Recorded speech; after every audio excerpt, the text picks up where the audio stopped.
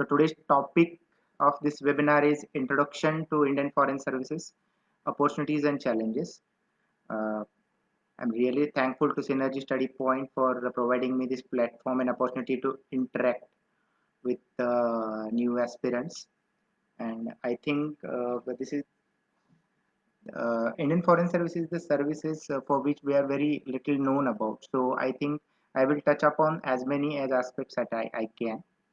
So broad outline of this webinar will be uh, initially I will tell how the training takes place right from Labasana to Foreign Service Institute and then language training, desk attachments. I will take you through this journey and then we will talk about how the language selection is done and how its allocation is done, on what basis and what criteria the language will be allocated.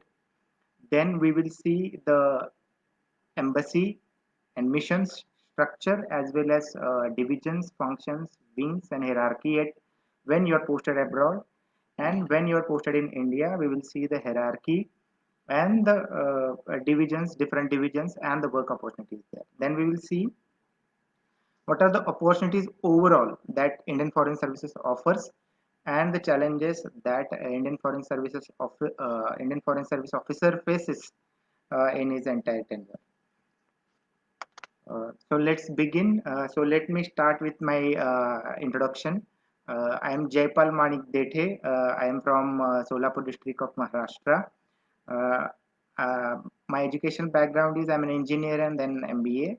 I have also experience of working in a private industry. I worked in private industry for 4 years, and then I switched to civil services. I wrote civil services and I become an IFS officer. Before joining Indian Foreign Services, I was in Indian Revenue Services, Customs and Central Excise. So let's start Indian Foreign Services. What is it all about? As soon as you crack your civil service examination, you will be called by the DOPT for the foundation. The foundation course is conducted at Mussoorie at Lal Bahadur Shastri National Academy of Administration that you all are aware about and many people and there are many videos also available of foundation course at Lal Bahadur Shastri Academy. So as all of us know, the Lal Bahadur Shastri Foundation, Lal Bahadur Shastri National Academy of Administration conducts foundation course for 3 and a half months where they will groom the new recruits to become an responsible and efficient officers and they make them ready for the further training of their individual services. So in this foundation course, you will be trained for various aspects like right from your physical training to your mental strength, the communication skill. So and they will take you to trek so that you will mentally you'll be prepared to face any kind of challenges. So foundation course offers you a very wide uh, training which is very helpful for you in your career after finishing the foundation course. So I will not talk much about foundation course because the lot of material is already available on it and you can just google it and you search what all things are done in foundation course.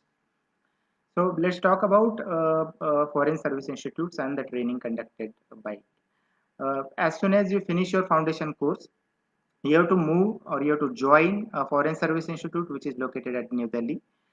You will be joining it after end of your foundation course immediately, and your training will start.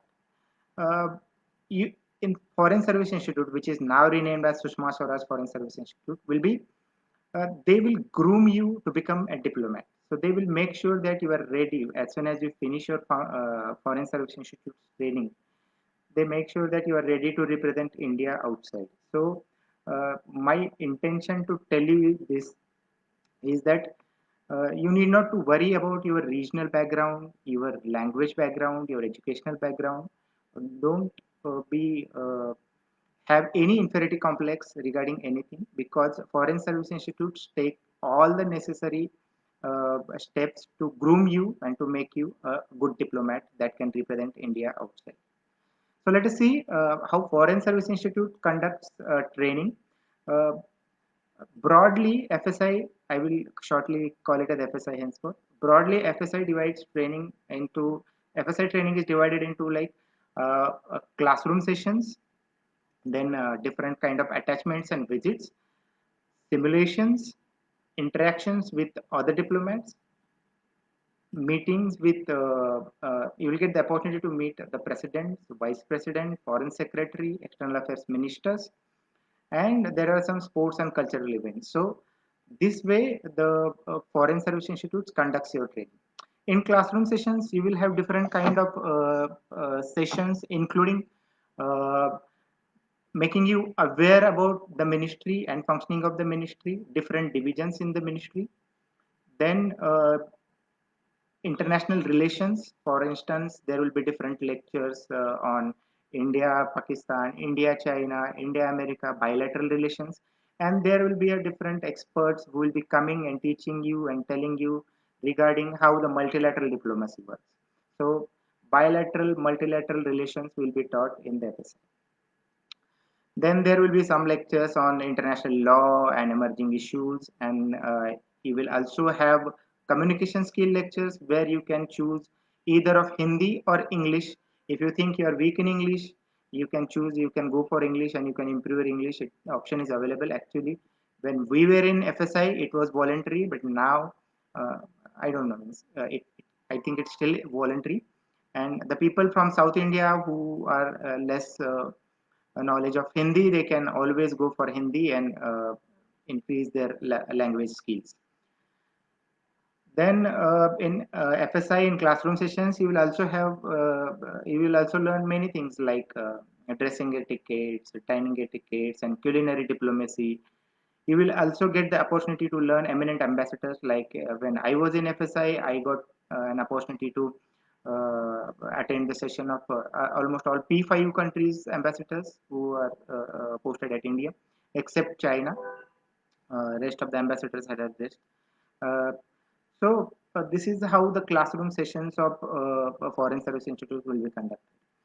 Then there are different kind of attachments. For example, you will have to go a military attachment where you will be divided in the groups and you will be sent to different military posts where you will see the actually how the nation's borders are guarded by our men. So that is very altogether different kind of experience that you will have. Then you will have attachment and training on cyber security. Then you will we were sent to Gujarat Forensic University for training on cyber, so that how securely access your IT and other services. Then you will have state attachment wherein you will be sent to a state of your choice, and you will go and study there the functioning of the states, how the administration of state is being carried out. Then another attachment is Lok Sabha attachment, where you will go to the Lok Sabha and see how the Lok Sabha functions. Then in attachment, you will have even you can visit. We have visited especially Facebook, and we got the opportunity to visit Facebook office in Delhi, and you will also visit, like major PSUs offices like Indian Oil Corporation and this, so that you will understand the functioning of corporate as well. So these are the visits and attachments that are conducted at FSI. Then the next is simulation. I think for me it is my area of interest. Simulation, I enjoyed it a lot, and I learned a lot from simulations. The simulations are basically conducted in classrooms. 2 3 days prior, you will get a topic on which you have to prepare.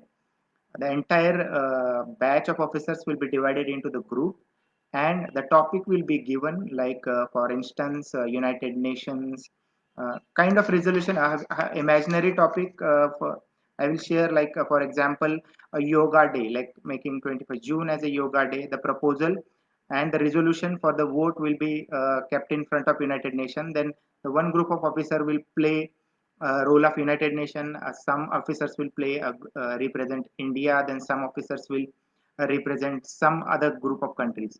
So this way, this simulation will exactly or mostly simulate how the exact working of United Nations goes on, and some other kind of multilateral forums where we, as a foreign service officer in the capacity of diplomat of India, we have to represent our country. So in that way, this simulation helps you a lot. You can bring a concrete argument on the table, and practically uh, it will have very good experience. Even the next what Foreign Service Institute offers is the interaction with diplomats of other countries. One simulation we have done along with United States of America's diplomats. They visited Foreign Service Institutes, and we all were mixed, and we were given a topic, and then we had done a very good simulation on that, and we it's like United Nations resolution, and we got as good as like practical experience with how the work is carried out in United Nations. Then the next thing is that there are even many cultural and sports activities which are carried out in the Foreign Service Institute. Like any other academy, you will have all the facilities in FSI, right from tennis and badminton. But yes, it like because our batches size is small, you will have like limited exposure to cultural and these activities. But yes, everything is carried out there. Then after for while doing this training itself, classroom sessions, you will have to select your language. You have to give your preferences based on which language will be allocated. So your rank plays a major role in the allocation of language. Every year different vacancies will be circulated by MEA. These vacancies has to be filled by the newly recruited officers. You have to give a preferences to the languages the same way like we give preferences to the services by filling civil service forms, and based on your rank you can choose any of the language which is available. So better the rank, you will have more options to choose the language. Any of the option you can choose it. Like there are vacancies, for instance I will quote like Chinese language is there, Russian language, French language, Arabic language, there are Sinhalese. So you will be sent to learn these languages in the countries where this language is spoken. So it will help it will help you to learn at least one foreign language, and this is compulsory because many people don't know in Indian foreign services it is compulsory to learn at least one foreign language and clear it. There is an exam which is conducted by ministry, and it has to be cleared by an officer, and then only you will be confirmed in the office, in the services. So long you don't clear the exam, you are not confirmed in the services. So please keep this thing in mind. You have to learn one foreign language while going abroad, and you have to clear the examination which is conducted to check your language proficiency. So this is all about language. Some languages are of 2 years, like Chinese, Arabic. You have to learn it for 2 years because these are script wise, these are difficult languages. And some languages have tenure of 1 year, like French and Spanish. So it depends on the tenure of the language. You will be facing the examination after 1 year or 2 years, and then you will be absorbed in the services. So after language, let us see how the embassy works and the wings in the embassy. So if you are posted at foreign or abroad, there are missions and posts which serve India abroad. And embassy work is divided majorly into four wings, and those four wings are political wing, commercial wing, consular wing, and administrative wing. Apart from that, there can be, you will find like cultural wing. So though it depends on from mission to mission, but these are major wings which function under which embassy functions. So you will be placed in one of these wings. Like for instance, in commerce wing, if you are posted, you have to take care of all the issues related to commerce and trade. Your sole responsibility will be to promote India's interest, India's business interest, especially India's commercial interest abroad. And like day-to-day basis, you will be mediating the disputes between the local companies and the Indian companies, and you will also promote. You will meet day-to-day basis on day-to-day basis with businessmen, and you will promote India's interest abroad. You will, if you are a good negotiator, you will be able to bring the investment to India. You will also be able to boost the exports from India. So this is what the responsibility of commerce wing. Same way, political wing, day to day engaging with the political aspects of the embassy, and you can deal with the local ministries, and you can promote India's friendly relations, and you can maintain or improve the overall relations between two countries. Administration wings takes care of day-to-day work, admin work of the embassy, like right from providing vehicle to renting accommodations to all these issues are taken care by administration wing. Then there is a cultural wing which takes care of all the promoting takes care of promotion of India's rich and heritage culture to overseas. So this is what the prime responsibility of cultural wing abroad. Then a consular wing, which deals with the visa and consular issues abroad. So this is how the embassy is divided into the wings and how what is the functioning of different wings. Now let us see the hierarchy in the embassy. So I am a direct IFS officer. So as of now, my post is I am a third secretary language trainee here.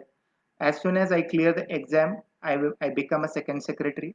This is second hierarchy, and then it goes like this: first secretary, after second secretary will be a first secretary, then deputy chief of mission or minister or consular, and then ambassador. So this is the hierarchy in the mission. Now let's see if you are posted in India, what are the divisions and where you can work. If you are posted in India, there are different divisions in which Minister of External Affairs work. These divisions are like we call it as with acronym like AMS or WANA or BM. So AMS is basically America's division. Which look after the relation between America and India, and it also look after additionally relations of Canada. So America takes care of America and Canada relations. So all the works related to these two countries will be dealt by AMS division. In the same way, we have BM division, which looks after Bangladesh and Myanmar, and then it goes on like this. There are BIMSTEC, then we have many things like that. The hierarchy is the hierarchy is under secretary, deputy secretary, then director, joint secretary, additional secretary, and secretary. To become joint secretary, it takes around almost 17 to 18 CS as of now. And the promotions are timely, fortunately, in Indian Foreign Services. So you will rise up in this hierarchy as so long as you go up in the services. Now let us come to the main topic, which is opportunities and challenges. So let us see the opportunities in terms of if you are working in India, what are the opportunities in India and what are the opportunities if posted abroad. In India, as I told you, you can be posted in any of the divisions which are mentioned above, or you can also work as a regional passport officer in any of the regional passport offices that are in India. It depends on rank again. Different ranks are essential to head the offices. Then you can be sent on deputation to any other ministries, like you can get to steel ministry, you can go to health ministry. Then in India, you can also be placed as LO at Dharamshala. That is also a post which liaison officer at Dharamshala. We that don't know, IFS officer do work there. I forgot to mention that even posted in India, you can also be sent to Baba Atomic Research Center. There is one post in which foreign service officer works at there. So these things which are not known to the people, that IFS officer is not only who will work in abroad. Yes, there are plenty of the opportunities that are available in India, and you can work in India efficiently. Now let us see what are the opportunities outside India.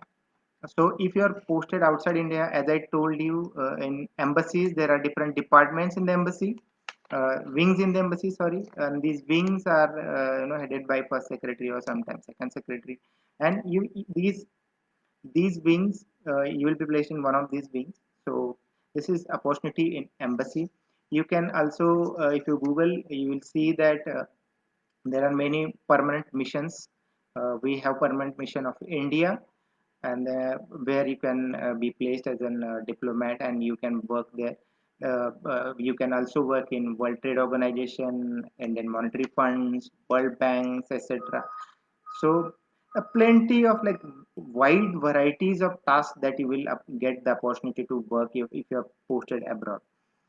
And sometimes also you will be working for like for instance evacuation work. Like current Vande Bharat mission is going on, in which you can see that this is a very challenging task. You have to address the distress call, and you have to go and help the people and coordinate with government of India to have a smooth evacuation of Indian nationals, and not only Indian nationals. For instance, in last time when we did evacuation from Yemen or in Libya, we have got appreciation from the other countries as well, so that we help not only our citizens but also their citizens to evacuate from the countries which are like war-torn countries or something like instability if it is going on. So these are opportunities if you're posted in India or in abroad. I think beyond service also, if you look at Indian Foreign Service officers, even after retirement, you can hold, you can still contribute, or you can still be active in the your public life. For instance, I will just give an example. Like you can be a part of any think tank, you can be a freelance journalist, you can be a teacher. Just to quote, like for instance, Ambassador TC Raghavan, he is now the head of ICWA, which is Indian Council of World Affairs. So, like that, you can be active. And Ambassador Talmiz Ahmad, he is eminent writer, and he writes for the very uh, like many newspapers. He writes, so that can you can be active for many years even after your retirement. And as you know, after retirement, many IFS officers have rose to the positions of like presidents and vice president. These are political opportunities. Even the uh, uh, national security advisors, Indian Foreign Service officers also hold that office as well. In the past, uh, Ambassador Shiv Shankar Menon was the national security advisor before. So these are the opportunities which foreign services offers to any officer. Then let us see what challenges that one faces. The first and foremost challenge I see is the language, because you will be placed every time in a different country which will have a different language and different culture altogether. So dealing on day-to-day basis with the people who with language, if you don't know, it is difficult, and I think it's a challenge for the. I see it as an opportunity also, but in the initial phases it will be very difficult to cope with, especially English is not that prominent in that region.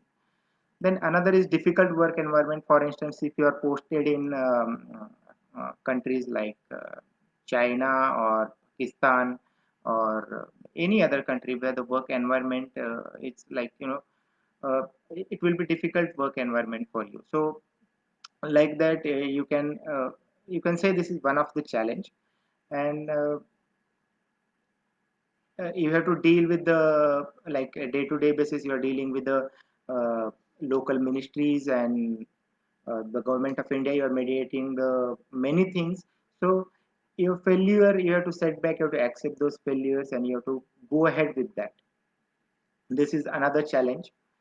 Then on personal front, I think like uh, for instance, your spouses, there are very limited number of countries with we have contract where the spouses of diplomats can work. So even if your spouse is very highly qualified, and if we don't have contact with the countries, then it is difficult for your spouse to work abroad. So this is another challenge on personal front, I would say. Then your food habits, if you are very particular about your Indian food, I don't think you will get everywhere the kind of taste which you are habitual of. So you should learn to try and enjoy the different cuisines around the world. So food, and then again in food, veg and non-veg is always many of the Indians are veg. So you won't find that much variety or that much options in veg available abroad. But yes, nowadays there are many options which are flourishing even in overseas as well. Then, for instance, let me tell you, even this sometimes safety is also issue because you are working entirely altogether different countries. Like if you're, there are many nations where it is not that safe to work, where you might, where the crime rates are very high. Even while going to the embassy or office, you will be robbed or something like that. So these issues are there, and I think these issues are faced by most of the services. So these are the challenges.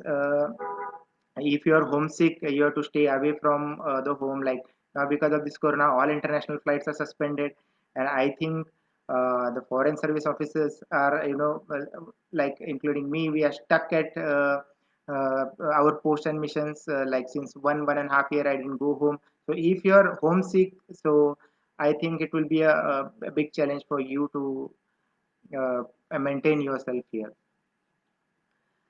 So this is all about opportunities and challenges. I think you should read more by visiting Ministry of External Affairs website, as well as you can Google eminent IS officers. There are many, right from Vijay Lakshmi Pandit to like K.R. Narayanan and even Syed Akbaruddin.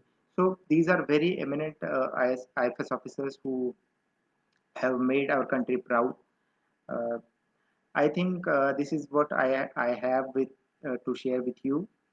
Uh, so let me conclude by saying that don't hesitate to join services, because these services gives you a very wide experience, which I think uh, uh, makes you more, adds up to your personality more than anything else. You will get to get the opportunity to travel and most of the part of the world. So you will read a lot on day-to-day basis. You have to read, so that way you will be adding up to your personality, and as a person you will grow a lot, and that way I think you will be able to contribute even after your retirement, and you will be respected a lot. So these are all I think all aspects of foreign services that I can share with you.